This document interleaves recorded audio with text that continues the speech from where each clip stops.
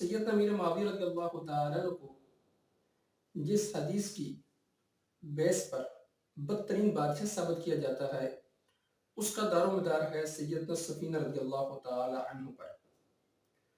اب یہ سمجھے کہ سیدنا سفینہ رضی اللہ تعالیٰ عنہ یہ کون تھے؟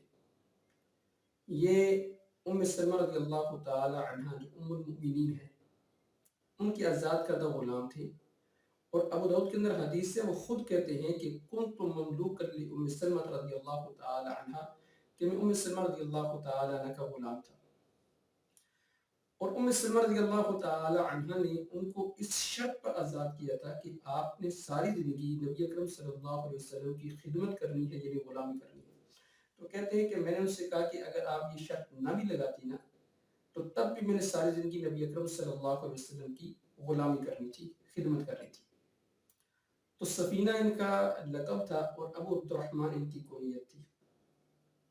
ان کا نام، اس کے بارے میں حافظ ابن حجر اسقلانی رحمہ اللہ تعالی نے 21 اقوال نقل کیے ہیں، اور سب سے مشہور جو قول ہے وہ مہران کا ہے۔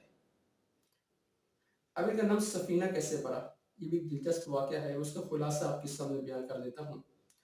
ایک مرتبہ سفر میں تھے تو صحابہ نے اپنا سامان اٹھا کر ان کے اوپر رکھنا شروع کر دیا، تو یہ سب کا سامان اٹھاتے چلے گئے، تو نبی اکرم صلی اللہ علیہ وسلم نے ان کو کہا یہ تو سفینہ ہے۔ سفینہ کہتے ہیں کشتی کو، تو وہاں سے کہتے ہیں مجھے یہ نام اتنا پسند ہوا کہ میں سفینہ کے نام سے مشہور ہو گیا۔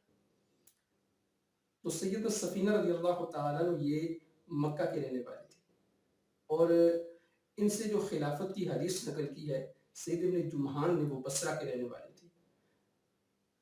تو ان کا جو انتقال ہوا سفینہ رضی اللہ تعالیٰ کا، وہ 74 کے اندر ہوا، اور سید ابن جمحان کا جو انتقال ہوا وہ 136 کے اندر ہوا۔ اب ان کا جب درمیانی فاصلہ دیکھا جائے نا دونوں کے انتقال کا، تو تقریباً 62 ایئر یعنی 62 سال بنتا ہے۔ اب دیکھا جائے گا کہ ان کی آپس میں ملاقات ہے یا نہیں ہے۔ تو خود سید ابن جمحان یہ کہتے ہیں کہ میں حجاج کے دور کے اندر، حجاج بن یوسف کے دور کے اندر، میں جب مکہ گیا حج کے لیے تو وہاں میں نے 8 راتیں گزاری ان کے ساتھ، سفینہ رضی اللہ تعالی عنہ کے ساتھ۔ تو سفینہ رضی اللہ تعالی عنہ سے جو حدیثیں نقل ہیں نا، کل حدیثیں وہ 14 حدیثیں ہیں، بس ذخیرہ حدیث کے اندر صرف 14 حدیثیں انہوں نے نقل کی ہیں۔ تو کہتے ہیں 8 راتیں میں نے ان کے ساتھ گزاری ہیں، اور 8 راتوں میں نے ان سے حدیث پوچھی ہیں، نبی اکرم صلی اللہ علیہ وسلم کا فرمان پوچھا ہے۔ تو آپ ذرا صرف یہ غور کر لیں کہ 8 دن میں وہ کتنی دیر ان کے ساتھ رہے ہوں گے۔ ظاہر بات ہے بندہ سوتا بھی ہے، آرام بھی کرتا ہے، کھانا بھی کھاتا ہے، حاجت بھی ہوتی ہے، اور اپنے معاملات بھی کرتا ہے، حج وغیرہ یا عمرہ وغیرہ یا طواف وغیرہ۔ تو کہتے ہیں کہ میں نے ان سے حدیثیں پوچھی ہیں، یہ جو بیسک حدیث ہے نا، الخلافت بعد 30 سنۃ، کے خلافت میرے پاس 30 سال تک رہے گی۔ تو اس حدیث کے 2 حصے ہیں، ایک تو صرف یہ ہے کہ الخلافت بعد 30 سنۃ، اور ایک اس کے آگے والا حصہ ہے کہ اس میں امیر معاویہ رضی اللہ تعالیٰ عنہ کے بارے میں کچھ الفاظ ہیں۔ محدثین نے اس حدیث کا جو پہلا حصہ ہے الخلافت بعد 30 سنۃ، اس کو تو قبول کیا ہے، لیکن اس حدیث کا جو دوسرا حصہ ہے اس کو قبول نہیں کیا۔ اب نہ کرنے کی کیا وجہ ہے؟ تو وہ اصول محدثین ہے، وہ ان کی ذاتی رائے نہیں، اصول محدثین۔ وہ کہتے ہیں جی کہ بعض دفعہ ایسے ہوتا ہے کہ ایک حدیث کی سند صحیح ہوتی ہے لیکن متن کمزور ہوتا ہے، اور بعض دفعہ ایسے ہوتا ہے کہ حدیث کا متن صحیح ہوتا ہے لیکن اس کی سند کمزور ہوتی ہے۔ بعض دفعہ ایک ہی حدیث کے اندر ادراج ہو جاتا ہے، یعنی اس کے اندر الفاظ کا اضافہ ہو جاتا ہے۔ اب محدثین وہ جو اصل حدیث ہوتی ہے اس کو بھی الگ کرتے ہیں، اور جو ادراج ہوتا ہے اس کو بھی الگ کرتے ہیں۔ ادراج کہتے ہیں کہ راوی اپنی طرف سے کچھ الفاظ کا اضافہ کر دے۔ تو محدثین اصل حدیث کو اصل پہ رکھتے ہیں اور ادراج کو ادراج پر لے آتے ہیں۔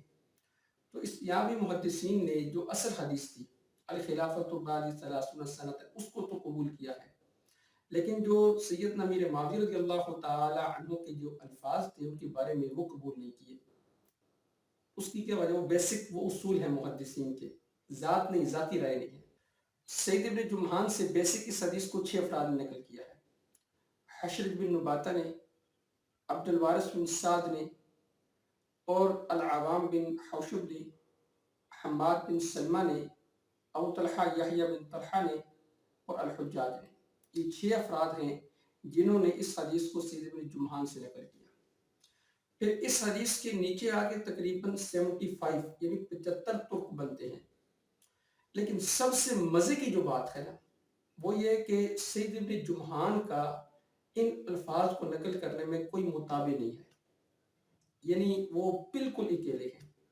ظاہر بات ہے کہ اتنی بڑی حدیث ہو اور اتنے الفاظ ہوں اور سفینہ رضی اللہ تعالیٰ عنہ اس حدیث کو بتلائیں تو بڑی حیرت کی بات ہے کہ ان سے سوائے سید ابن جمحان کے کسی نے بھی اس حدیث کو نقل نہیں کیا۔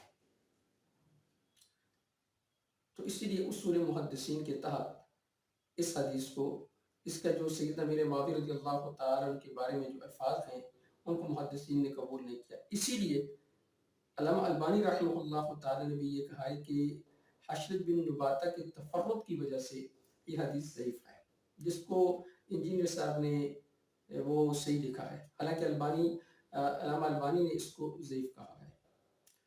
پھر ایک اعتراض جو میری طرف سے ہے، مجھے اس کا جواب کل دے دیں، پرسوں دے دیں، اب میں کہوں گا یہ کہ ٹائم آپ کے پاس قیامت تک ہے، جب مرضی دے دیں۔ جب تک اس بیسک مسئلے کو آپ حل نہیں کریں گے اس وقت تک اس حدیث کی صحت آپ ثابت نہیں کر سکتے۔ بیسک بیسک مسئلہ وہ سید ابن جمحان کی تاریخ وفات اور سفینہ رضی اللہ تعالیٰ کی تاریخ وفات کے درمیان جو وقفہ ہے 62 ایئر یعنی 62 سال کا، دیکھا یہ جائے گا کہ 8 راتیں صرف سید ابن جمحان کی مکہ کے اندر رہی ہیں۔ تو جب سید ابن جمحان 8 راتیں وہاں رہے ہیں تو دیکھا جائے گا کہ اس وقت ان کی عمر کتنی تھی۔ ظاہر بات ہے کہ 62 سال ان کی وفات کے بعد زندہ رہے ہیں، تو جب تک ان کی تاریخ پیدائش پتہ نہیں چلتی کہ ان کی تاریخ پیدائش کیا تو ان کی عمر کی صحیح تعیین نہیں ہوتی، اور جب تک عمر کی صحیح تعیین نہیں ہوتی اس وقت تک آپ یہ نہیں کہہ سکتے کہ کتنی عمر میں جا کر انہوں نے سماع کیا ہوگا۔ تو جب آپ ان کی سماع کی صحیح عمر ثابت کریں گے تو پھر جا کر اس حدیث پہ باقی بات کی جائے گی۔ تو ٹائم آپ کو قیامت تک ہے کہ سید ابن جمحان کی تاریخ پیدائش بتائی جائے کہ سید ابن جمحان یہ کب پیدا ہوئے اور انہوں نے کتنے سال کی عمر میں جا کر سفینہ رضی اللہ تعالی عنہ سے اس حدیث کو سنا ہے۔